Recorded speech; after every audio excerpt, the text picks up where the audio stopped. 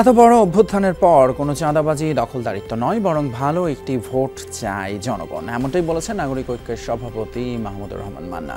শনিবার দুপুরে খুলনা নগরীর উমেশচন্দ্র পাবলিক লাইব্রেরি মিলনায়তনে দলের মহানগর ও জেলা শাখার দ্বিবার্ষিক সম্মেলনে যোগ দেন তিনি। আর সেখানেই প্রধান অতিথির বক্তব্যে মাহমুদুর রহমান মান্না বলেন, প্রতিবেশী দেশ হিসেবে ভারতের সঙ্গে ভালো সম্পর্ক চাই, তবে সার্বভৌমত্বের প্রশ্নে আমরা সবাই ঐক্যবদ্ধ। সম্মেলনে দলের কেন্দ্রীয় এবং স্থানীয় নেতারা উপস্থিত ছিলেন। রাজনীতিতে গুন্ডামি চলবে না।